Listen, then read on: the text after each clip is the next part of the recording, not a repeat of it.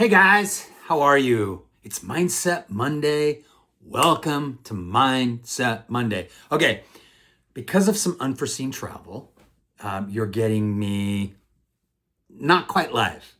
Video here, but not quite live. I don't want to try to fool you and say we're giving you some live interaction, but it's gonna be good because I'm on fire. So hang on, even though it's not live. We're in video form here, but today's Mindset Monday is going to be absolutely over the top fire. Over the top fire. Are you ready? Come, put in the chat if you're ready. Put ready. Ready, ready, ready. Come on. Throw it. I'm there with you. I'm there with you. Come on. Throw it in the chat. I'm ready. I'm ready for some fire today. I'm ready for some fire today.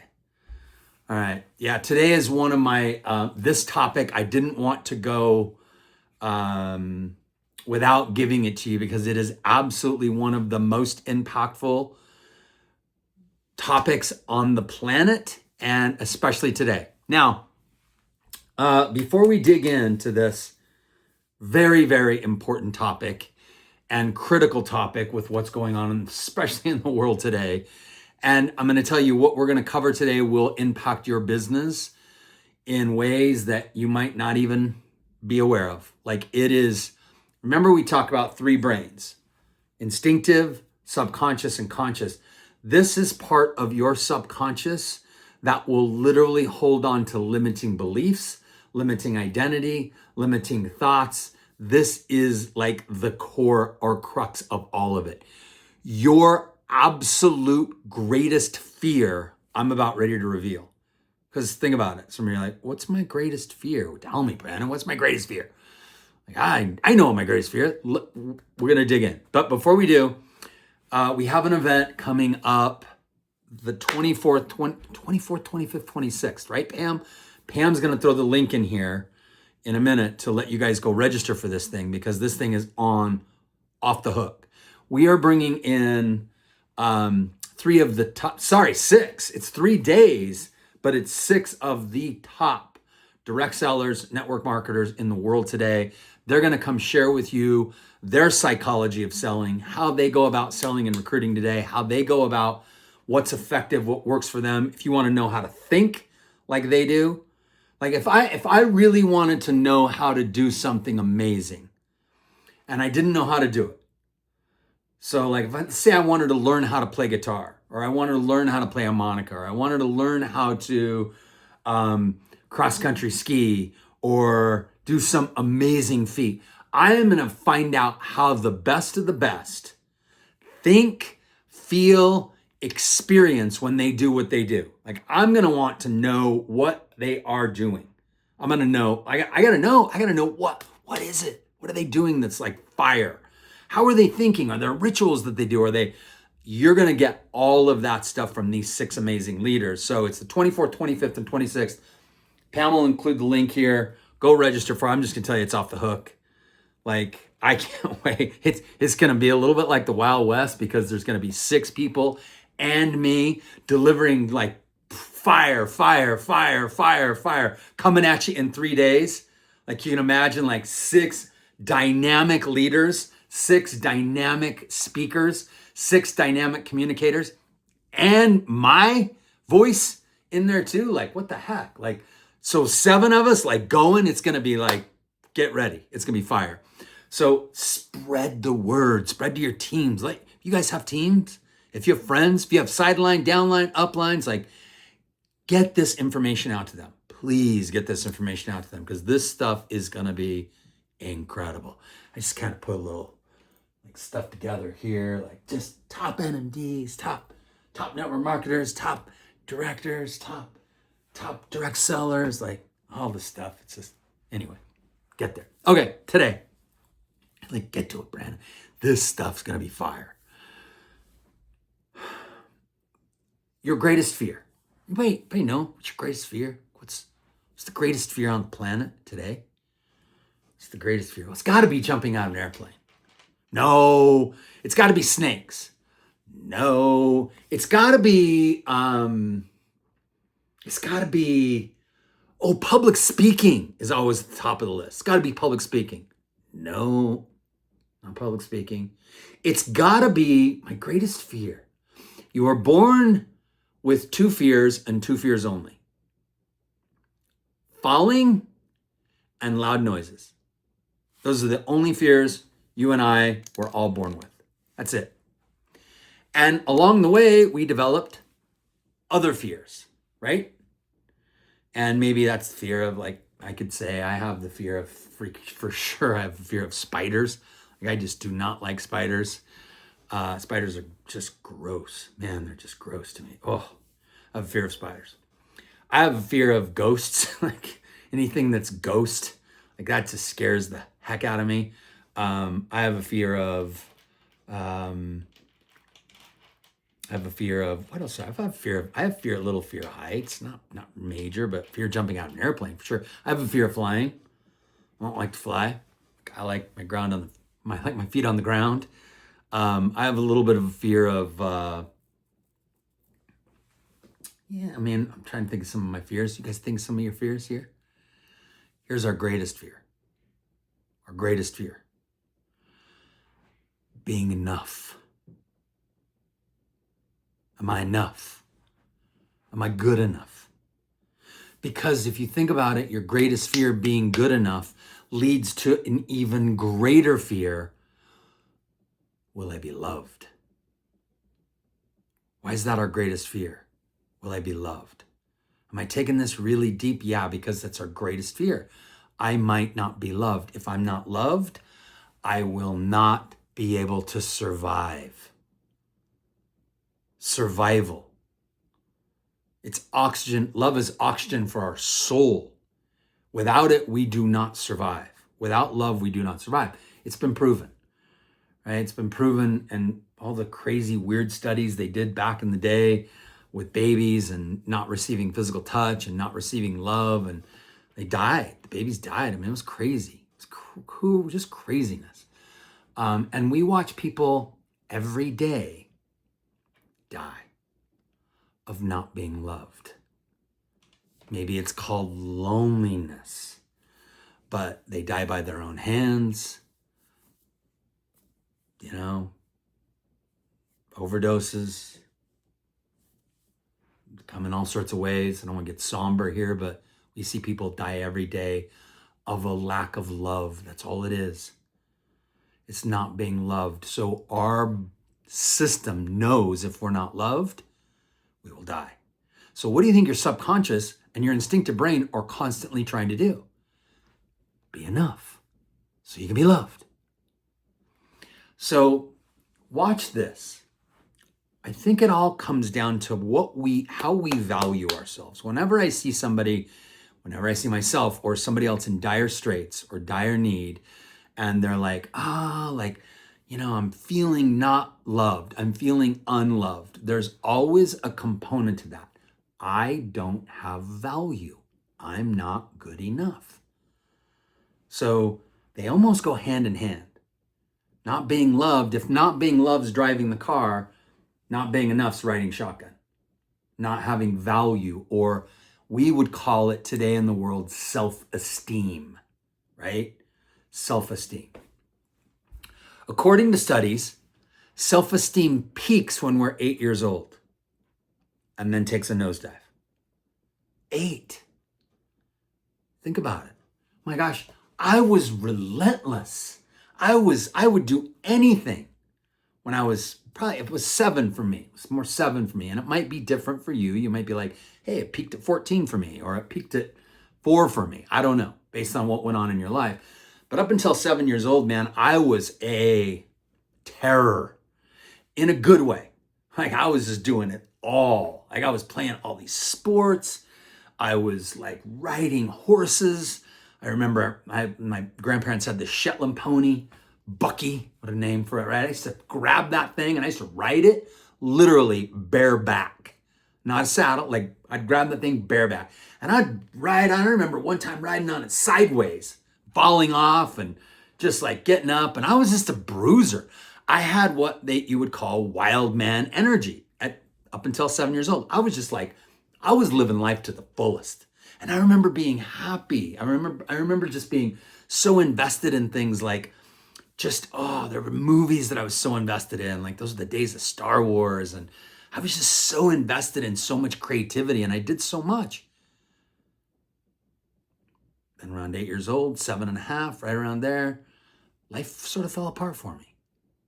And I went into this internal hiding and I became somebody very different. And I worried a lot and I became anxious. Now, there was stuff going on in my life, my parents divorced, things like that. But if you're thinking back to like, oh, is that true? 8 years old? Like that's when negative self-dialogue starts to show up, they found, around 8 years old. Before that, not much of it. 8 years old, it's negative self-dialogue. There's something wrong with me. I'm not good enough.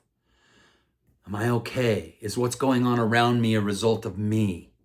Are the big people in my life like that aren't happy, is that caused by me in some way, shape, or form? Kids at school, right? It's right about third grade.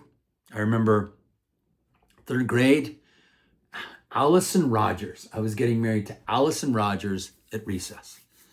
And can't even remember, like, somehow I remember that there was some kind of a ring that I had and everything. Like I'd got the night before, and at lunchtime, recess, I'm gonna marry Allison Rogers.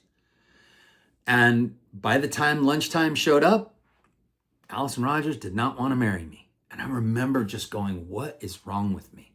What is wrong with me? That's third grade. Third grade. That's the first time I can recollect thinking, what's wrong with me? Allison Rogers. If you're out there, Allison Rogers, and you hear this, like, oh my gosh, like you broke my heart. My first time, if it wasn't you, it was gonna be somebody else, right? But my first time that I remember having internal self-dialogue that I wasn't good enough in some way, shape, or form. You guys remember yours? What was it? So think about that first negative self-dialogue you start having where you might not be enough. And then along the way, what keeps showing up? What keeps happening? Well, life keeps happening, right? And when life keeps happening, there are some things that cause low self-esteem or your value not being where you feel like you're not enough. What are they? I'm going to go through what I would say the 5 key areas that are self-esteem breakers, that are self-esteem crushers.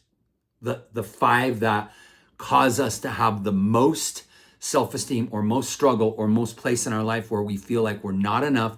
And then ultimately somewhere in our subconscious or our instinctive brain says, I might not be loved. So number 1, unmet expectations. Unmet expectations. Think about it. An unmet expectation. I thought I was going to get somewhere. I thought I was going to make something happen. And I had a goal, an objective. I was going towards something. And I almost got there, but I didn't get there. Or I didn't come close to it. An expectation that something was going to happen, but it didn't happen. And then you may even get to a place where you're like, I could almost touch it. Or I can almost get there. What's wrong with me? How come so-and-so can get there and I can't? Maybe it's a certain level in your business. Maybe it's a financial goal. Maybe it's been a relationship goal. Or there's just something can't quite happen. Right? You don't quite get to something. Something didn't come into fruition. I don't have as big a house. I don't have as good a car. I'm not as famous. I'm whatever that is. But there must be something wrong with me. I have an unmet expectation. Every time an unmet expectation is met in our life, there is a little bit of a decrease in our value or worth in our heads. Not really. It's just an opportunity or information to learn, but that's not where most of us go. Most of us go, there's something wrong with me. Now think about all the expectations that are unmet. And some of you are like, I have expectations that are unmet daily. So what does that do to self-esteem? I'm not good enough, which ultimately I won't be loved. And so if we spend too much energy in that space, we're spending all of our energy or a lot of energy or too much energy in our fears, which we know that's not great. If you spend too much energy, your brain in I might not be loved or I might not be enough, all your energy will be spent in that space. And whatever rule you have in your head about how you need to go conquer or achieve or whatever to make that worth enough, that's where you'll spend your time. Instead of enjoying life and having gratitude for everything around you, which is ultimately where we want to be, right? Now, we're not going to be that, like that all the time, but unmet expectations. Number 2, shame. Whenever we go into any kind of shame, whenever you go into any kind of shame, hey, I'm not good enough. I might not be loved. There's something wrong with me. I'm broken. Yeah, see, when we make mistakes, when we don't get to where we want to go, when we screw up something, when we will go into shame, right? A lot of us, shame. When we don't get things perfect, talk about if perfection's driving the car, shame's riding shotgun. Those things go hand in hand. Not being enough and not being loved go hand in hand. Well, perfection and shame are probably in the back seat, right? So shame and perfection. Oh, I didn't make this happen. There's something wrong with me. Instead of I made a mistake, or it's information I can learn from and grow from, it's there's something wrong with me. I made a mistake versus I'm a mistake. I made a mistake would be guilt. I am a mistake would be shame. And shame's a killer. Shame will mess with our self-esteem again and again and again. Kicking that, or I don't know if kicking is the word, but poking that wound of I'm not enough and then I might not be loved. It's just what happens. Shame. The third one, comparison. And notice how all these are sort of related, right? Comparing ourselves to others. Well, comparing the house I own to the house this person owns next to me. They're pretty similar, but they do have a better garage than me, for sure. They have a bigger garage. I've seen that, the windows at the top, so I know they have like an office space up there. I'm like, we don't have an office space in our garage. It's bigger, it's better. Man, comparing myself. Or, hey, so-and-so, I saw their post earlier. They're killing it in this particular area.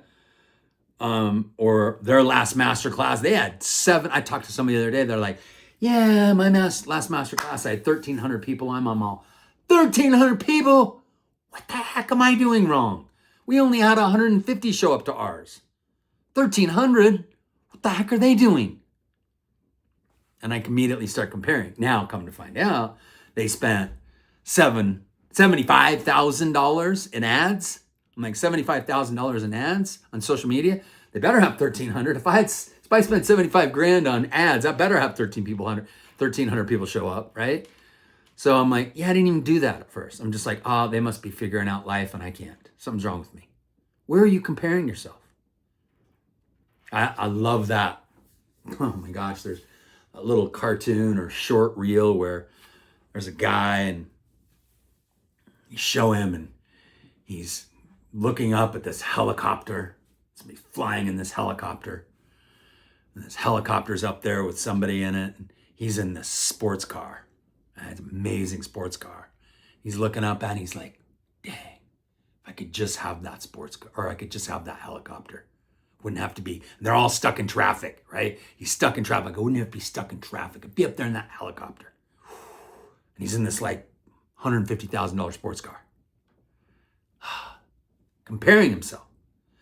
And then next to him is a guy in a $50,000 car, right? Average car. Looking over at the guy in the sports car going, man, if I could only have that. If I could only have that. And then next to the guy in the $50,000 sports car is a guy in an old beater. And he's just going, man, if I could have a new car. Dang, if I could have a new car. And next to the guy in the beater is a guy that's on a bike. It's his old 10-speed. And he's looking and going, man, I just wish I had a car to get to work. And next to the guy in the 10-speed is a guy walking, right? Man, I just wish I could have some wheels like that guy in the 10-speed. I could get to work faster than walking. My legs are so tired. Next to him is a guy in a wheelchair, right? So we're always comparing. It's what instinctive brain does to be enough. Why will we go into shame? Why will we feel lousy about unmet expectations? Why will we go into any kind of comparison, instinctive brain, trying to be enough. So I don't want you to eliminate this thought process. It's part of being human. I want you to be aware of it. We are going to have this thought process. We just are. Am I comparing myself? Am I going to be enough? Am I going to be enough? It's our greatest fear. Why would we not spend some time there? I just don't want you to spend a lot of time focused there. The third, are we on third? 1, 2, 3, 4. The fourth thing, so we have unmet expectations, shame, comparing to others. Number 4, damaged trust, traumatic events that have happened in the past. My parents' divorce affected my self-esteem, for sure. Something happened in your world that affects your self-esteem. There's a trauma, a traumatic event. We've all had them. They might be something as massive as we lost somebody, or we had some abuse that happened in our lives, all the way to, simple things like, hey, we weren't invited to, so-and-so's birthday party. And they lived down the street and you watched everybody have a good time in your front yard because you weren't invited. Traumatic events. We've all had them. It's not a measurement of traumatic events. Your body and your brain don't know the difference between a massive traumatic event and a little traumatic event. It's still trauma in the body and the brain. It's still trauma. So no comparison here. But damaged trust, absolutely. Traumatic events, I don't want you to have to go back and deal with all your traumatic events. I just want you to know why self-esteem is impacted. The fifth thing, I would call these secrets. And secrets are like the stuff we hold on to. Nobody else knows. If anybody knew, oh man. If anybody knew I struggled with self-esteem, myself, man. If anybody knew that secret, if anybody knew the secret that I did this, or at one time in my life this happened, or those secrets we hold on to eat away at our self-esteem. I don't want anybody else to know. If they only knew. Now, I'm not telling you to go out and tell the world all of your secrets. Don't go on social media and go, hey, I'm here to explain all my secrets today. Guess what my secrets are? Here they are. World, are you ready for them? Because that's going to be overwhelm. Brene Brown calls it spotlighting. Like there's this big spotlight on you. You're like, whoa, it's too much. So don't go do that. But notice what you're hiding. Notice what you're keeping secret and how that gnaws away at your self-esteem. If they only knew. If they only knew. So where will you be vulnerable? Where will you be more vulnerable? Where will you be more authentic? And sometimes it's just coming to terms with bringing that to the light, with communicating it even to yourself, even writing in a journal. Like at least bring light to it. The secrets that we have live in the dark, and the dark is where the scary stuff lives. And if we're not willing to go there, what happens? They fester and they gnaw at our self-esteem. So even if you picked up a journal and went, oh, I feel really guilty or shameful about this, or this is something in my past that I'm like, maybe there's somebody you talk to. I've heard a lot of people feel like they can tell me anything when we have coaching calls. And I love it and I accept it and I don't judge it. It's for them to get it out. They're like, oh, I've never told anybody this. I'm like, good. You're not holding on to secrets. It's not gnawing at your self-esteem. I love it. So think about all of these areas and how they affect your self-esteem and ultimately affect the fear of not being enough and the fear of being loved. And then how does that sound when you talk to yourself? How do you put value on you? What do you do to impress? What's the facade you put on? What conditions do you put on your worth? I'm good enough as long as. I'm good enough as, what if right now, in order to feel worthy, we could change your entire rule about worthiness right now? And I'm not going to say it's just going to flip right now, but it's a go-to you can do on an ongoing basis. And it's simply this: you have worth and value no matter what. You were born with it. And that fear of not being enough, that fear of not being loved, it's not going to go away, but you're aware of the causes of it. You're aware of what's creating it. So today, could you say, hey, I had some stuff in the past. It's affected me. It's messed with my ability to know my love and my worth for myself. It's okay. Today, I can be somebody different. Today, I can focus on my value. Today, I can focus on my worth. Today, I can look at what I am really amazing or good at. Today, I can really start to look at, hey, where do I bring value to the world? And how am I valuable? Just because I am who I am. Not easy. Not easy. I get it. Because there's so many conditions we place on ourselves. But what if you had a rule that just said, I'm valuable if I'm above ground. I'm valuable if I'm above ground. I'm valuable if I'm above ground.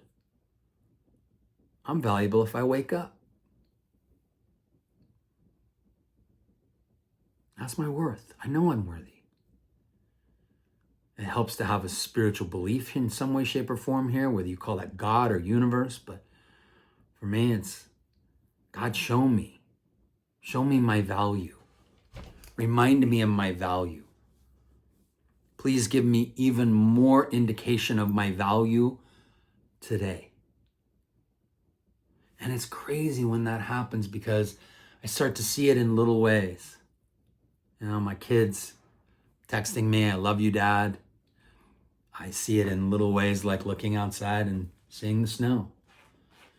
And I'm like, yeah, think about all the memories of snow and what am I grateful that I've been able to do and that I've been able to be and that where I show up in the world. And I value just being me. And I can love me for that. I can know that I have value. My new rule, I have value if I wake up. I have value if I wake up. Now, brain's going to say, no, you don't. Be careful of the greatest fear on the planet. Not being loved. Go make sure you're enough. Go make sure you're enough. Go make sure you're enough. I'll make sure you're enough. We'll insert some shame and some comparison. We'll bring up old wounds. We'll make sure you're enough. Like, again, this is instinctive in us. It's our instinctive brain operating. But if you can bypass that by reminding, what does conscious brain want? To feel like you're enough no matter what. I'm enough no matter what. Go in the mirror and look in your eyes and say, hey, you're enough. You have worth and value. You're going to go out and kick butt in life. You're going to have some times when life's going to knock you down, but you have worth and value. And there's things in the past that have told you differently. Traumatic events, comparing yourself to others, secrets that you hold on to, shame, unmet expectations. They're there. But it doesn't dictate your value. Those aren't indicators of your value and worth. Your indicator is whether you decide you're worthy and value just because. Now, again, not easy, but simple, So maybe the next step for you is to pull out I call it a journal, but it's just a notebook. You start writing some of these down. Like, hey, where are some of my unmet expectations? Where are some of the ways I compare myself to others? Where are some of the areas that I still have some damaged or traumatic events that I think about? Where are the areas what creates shame for me today? Where do I go into shame? What are some of the secrets that I'm holding on to? And maybe just getting them out on a piece of paper is valuable. And then, I don't know if any of you have somewhere you could go burn it or put it away. I have what's called a God box. It's just a box that I slip in there. After I've written something, I tear it out of my thing and slip it in there and I give it to God. My God box. So, some exercise for you. Guys, enjoy yourselves today. You're worth, you're valuable, you're beautiful people. Thank you for allowing me to be in your home or your office or your car or wherever I'm at with you today. And hey, remember, we have an event coming up. 3 days, 6 incredible people. They're going to pour into you like no other. I'm going to be there to pour into you as well. But my gosh, get yourselves there, get your teams there, get your people there. Please spread the word. Please spread the word about this event. Communicate it. Get it out there into the public. Get it out there into the space. I'm sure Pam will put the link in here again. And you guys have a most incredible, outstanding, beautiful day, month, week, year. Have a most beautiful one. And we'll see you very, very, very soon. Take care.